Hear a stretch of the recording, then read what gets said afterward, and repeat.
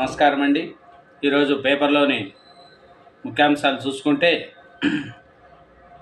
కొత్త టీంపై కసరత్తు, కేబినెట్లో 50 మంది పైగా ఛాన్సు, నడ్డా నివాసంలో బీజేపీ ఆర్ఎస్ఎస్ నేతల భేటీ, బీజేపీ అధ్యక్షుడిగా శివరాజ్ను బీజేపీ అధ్యక్షుడిగా ఎన్నుకుంటున్నారండి.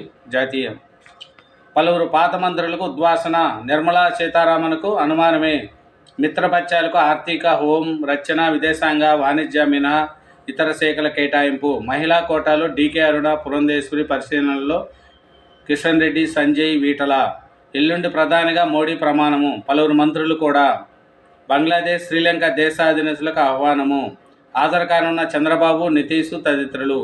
నేడు ఎన్డీఏ ఎంపీల సమావేశము, ఢిల్లీలో బాబు కొనసాగుతున్న మంతనాలు, రాష్ట్రపతిని కలిసి కేంద్ర ఎన్నికల కమిషనర్లు, ఎంపికైన ఎంపీల జాబితా అందజేత.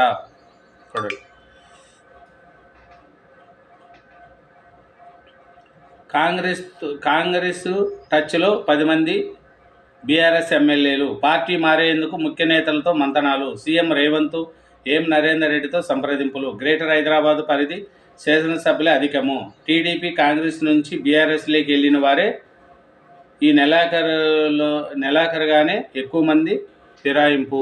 చూడండి, అప్పుడు ఎట్లా పోయినారో ఇప్పుడు ఎట్లా తిరిగి వచ్చేస్తున్నారు. మారిన చంద్రబాబును చూస్తారు, అధికారుల పాలన కాదు, ప్రజాపాలన, పాలనలో రాజకీయ కోణం ఆవిష్కరిస్తా, 5 ఏళ్ల ప్రజలు, కార్యకర్తలు ఏదింపులు, అన్యాయం జరిగిన వారికి న్యాయం చేస్తా, టీడీపీ ఎంపీల సమావేశంలో చంద్రబాబు. చూడండి, వైసీపీ ఐఏఎస్లకు భంగపాటు, బాబు దర్శనమే దొరకని సంజయ్,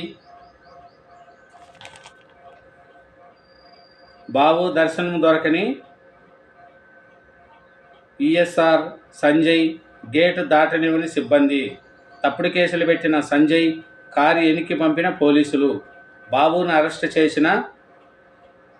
చేసిన కొల్లి విలవిల, ఎనికి వెళ్ళాలనుకునే డిప్యూషన్ అధికారులకు చెక్కు, సెలవుపై జోహార్, అలా వెళ్ళాలని ముందుగానే సంకేతాలు, ఏపీసీఎస్ తీరుపై సీనియర్లు ఉస్మము, 40 మంది సలహాదారులకు ఉద్వాసన.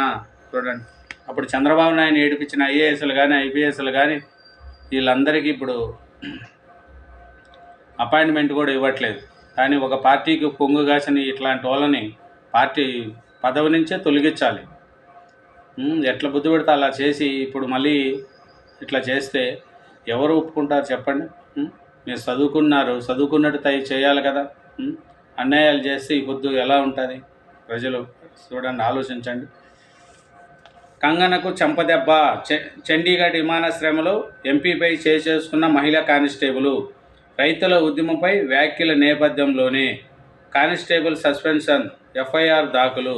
చూడండి,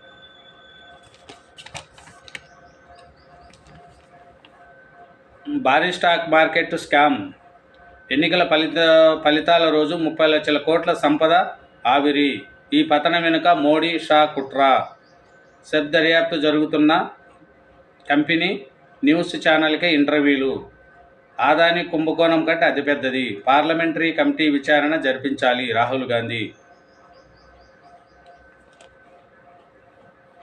బీఆర్ఎస్ కథ ముగిసింది, కాంగ్రెస్పై నమ్మకం లేదు, రాష్ట్రానికి అండగా ఉండేందుకే బీజేపీకి పట్టము, కిషన్ రెడ్డి, వేల కోట్ల సర్కారీ భూములు ఓంపట్, రంగారెడ్డి కలెక్టరేట్లో ధరణి ఆపరేటర్లే మాయజాలం, గండిపేట, బాలాపూర్, సరూర్ నగర్, రాజేంద్ర నగర్ మండలాల్లో ప్రభుత్వ భూములకు పాస్బుక్లు జారీ, గత సర్కారు నేతలు, రియల్టర్లు దొడ్డిదారిన 67 దరఖాస్తులకు ఓకే, 5 ఎకరాల పాస్బుక్కు ₹1 కోటి, ధరణి ఆపరేటర్లతో పాటు మరొకరి అరెస్టు, పరారులో 5 కలెక్టర్ సంతకాలు ఫోర్జరీ. చూడండి, భూములే ఆక్రమించుకొని చేసేస్తున్నారు.